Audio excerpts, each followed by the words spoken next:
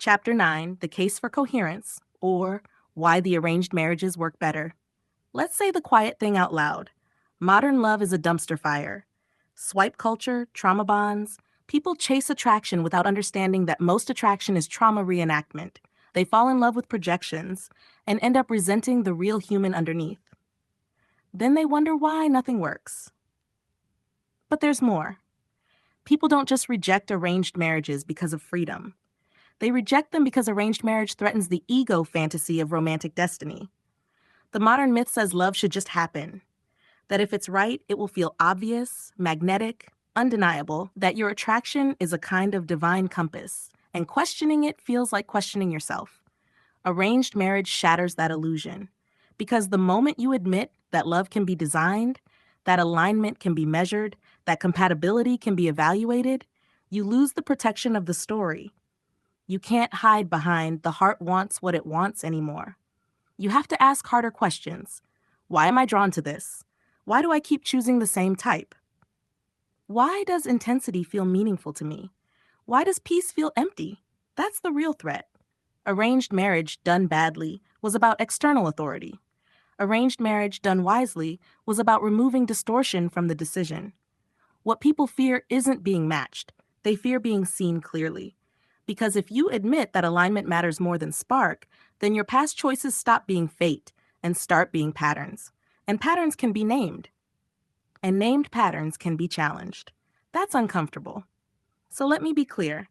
I am not arguing for someone else to choose your partner. I'm arguing that you should learn to arrange your own marriage. Not by following attraction, not by chasing chemistry, but by stepping back far enough to see yourself honestly and choosing someone who matches you where it actually counts. Your nervous system, your attachment style, your conflict rhythm, your values, your capacity for repair, your pace, your tolerance for closeness, your way of loving. That's not romance killing. That's romance liberating. Because when two people are aligned in structure, love doesn't have to fight for oxygen. It grows. The reason people recoil from this idea is simple. They don't want to give up the fantasy that love should rescue them from self-knowledge. But love was never meant to be a rescue. It was meant to be a union. And unions don't happen by accident. They are chosen with eyes open. In the old world, people understood something we've forgotten. Union needs more than desire. It needs design. You can't build a life with someone whose nervous system short-circuits yours. You can't trust your future to a person who triggers every wound and calls it fate. And you sure as hell can't raise kids with someone who's still playing tag with their own abandonment issues. In earlier cultures, marriage wasn't about fireworks. It was about foundation. Families or elders arranged them, not always perfectly, but with one thing in mind: coherence. They picked for shared values, shared rhythms, temperaments that wouldn't destroy each other. Were there mistakes? Of course. But it was never about chasing ghosts. It was about building something that could stand. Now fast forward to today. People pick from hunger. They chase intensity, novelty, control disguised as romance, and it rarely stabilizes because the attachment triggers are too strong. People don't need more freedom. They need more clarity and more courage to name what actually works.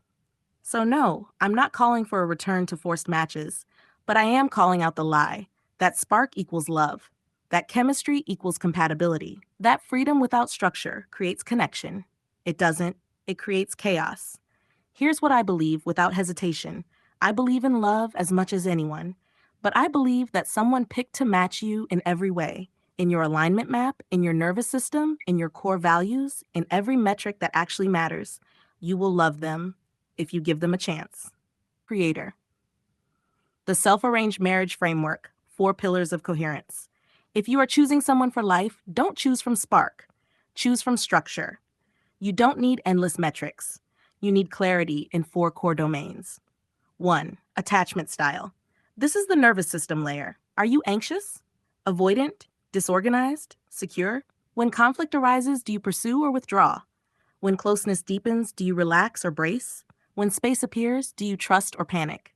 2 insecure attachment systems can create a bond that feels electric, intense, magnetic, undeniable. But intensity is not stability.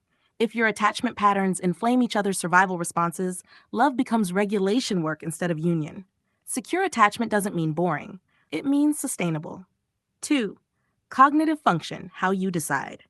Every person processes reality through thinking, feeling, sensing, and intuition.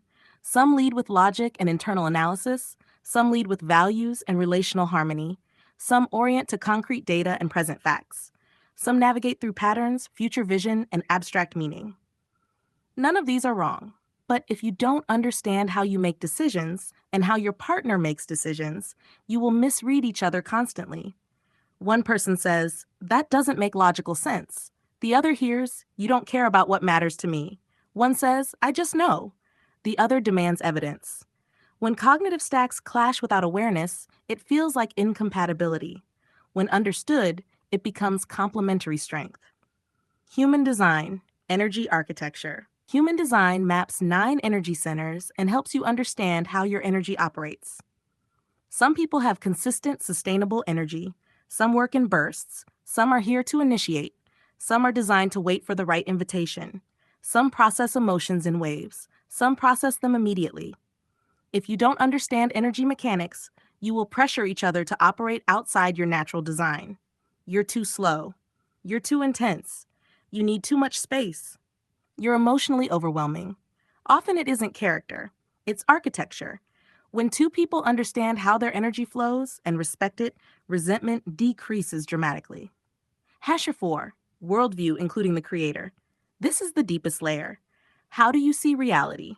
Is the world fundamentally hostile or meaningful? Is life random or ordered? Is suffering pointless or refining? And most importantly, how do you see the creator? Do you believe in one? Is the creator distant or personal? Is life guided or self-directed? Is morality absolute or subjective? Your spiritual worldview shapes everything. How you define love, how you define commitment, how you endure hardship, how you forgive, how you parent, how you make sacrifices. If two people share chemistry but not cosmology, eventually the fracture appears. Because you are not just merging schedules, you are merging realities. The point: you don't need perfection in all 4 domains. But if attachment, cognition, energy, and worldview are wildly misaligned, and you choose based only on spark, you are building on volatility. Spark is easy. Coherence is deliberate. And when these 4 pillars are aligned, even imperfectly, love doesn't have to fight for oxygen. It has room to grow.